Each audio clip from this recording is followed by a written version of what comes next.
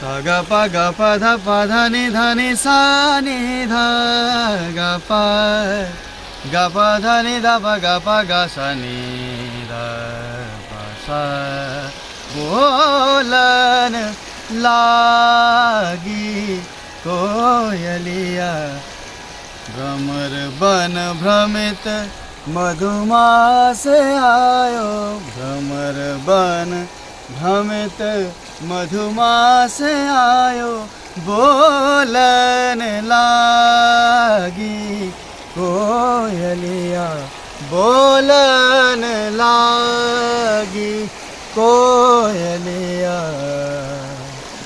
नमस्कार, आदाब, सत श्री अकाल। ये राग कलावती है।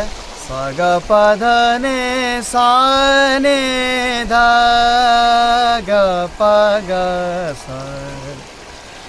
तो नेचर के बिल्कुल करीब ये राग दरिया रावी, और इस वीडियो के माध्यम से मैं आप सबको ये रूबरू करवाना चाह रहा हूँ।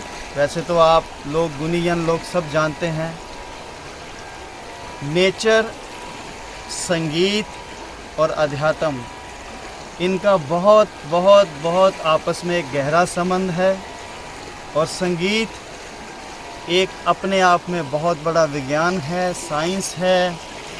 और इस साइंस का इस कुदरत के साथ एक बहुत ही गहरा नाता है, बहुत ही गहरा रिश्ता है।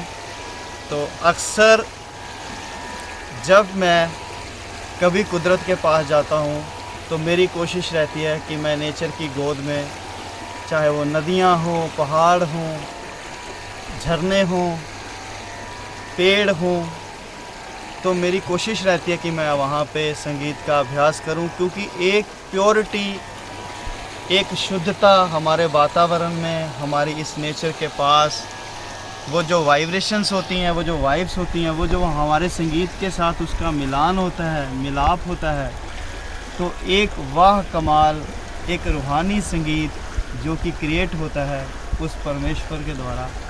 तो मेरा आप सब से ये निवेदन है कि जब भी कभी आपको मौका मिले, कम से कम अपनी कभी छत पे, कभी बालकनी में, कभी आप जाके कभी किसी पार्क में थोड़ा सा गुनगुनाएं, थोड़ा सा नेचर के पास जाके गाएं।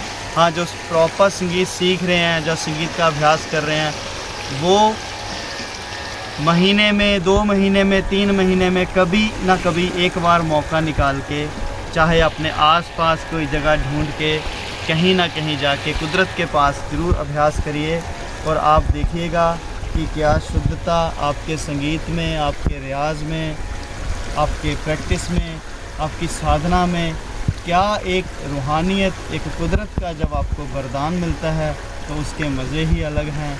और फिर आपके संगीत शिक्षण में, आपकी ट्रेनिंग में एक 4 चांद लगते हैं, तो आपको बहुत मज़ा आता है।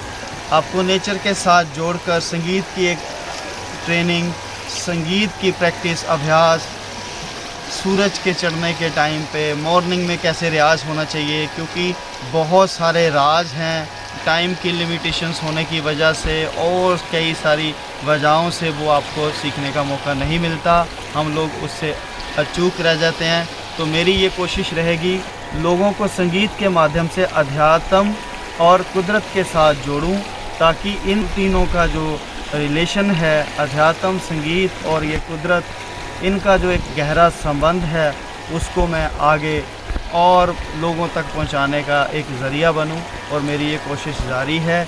बहुत जल्दी आप लोगों को खुशखबरी मिलने वाली है कि महीने में 3 दिन, 4 दिन, 5 दिन और 1 सप्ताह के लिए, और हो सकता है 10 दिन के लिए भी हम लोग अरेंज करने जा रहे हैं। और पंजाब में हम लोगों ने जगह जो है वो डिसाइड कर ली है। पंजाब में एक माधोपुर जगह है, यहाँ पे पास में रिवर व्यू रिज़ॉर्ट है, बहुत ही कुदरत के पास बड़े अच्छे अच्छे रूम्स अवेलेबल हो जाएंगे। उसके लिए मैं आपको नीचे लिंक दे दूँगा, साइट का आप चेक कर सकते हैं। तो हम कुछ लोगों का एक बैच बना के 4, 5, 10, 12 जितने भी लोग उसमें जुड़ेंगे, उसमें बैचेस बना के कुदरत के साथ मिल के बैठ के कैसे संगीत को सीखा जा सकता है और उस इम्प्लीमेंट से क्या क्या रिज़ल्ट्स आएंगे वो आप लोग खुद ही बताएंगे। और उसके रिज़ल्ट्स आप खुद ही महसूस करेंगे और आगे आप खुद ही उसका प्रचार और प्रसार करेंगे कि हाँ मुझे ये फ़ायदा हुआ।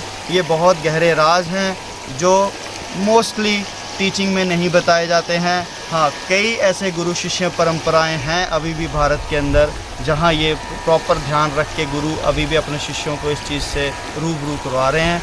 और मेरी भी कोशिश रहेगी कि मैं आप लोगों तक ये संदेश पहुँचाऊँ, क्योंकि हमारी जगह का, हमारे स्थान का बहुत बड़ा महत्व होता है कि हम किस जगह पे प्रैक्टिस कर रहे हैं, किस जगह की एनर्जी, किस जगह का ऑरा हमारे साथ है और किस तरह की हमारी ट्रेनिंग हो रही है। तो इसके लिए मैं आपसे निवेदन करता हूँ ज़्यादा से ज़्यादा मेरे साथ जुड़िएगा।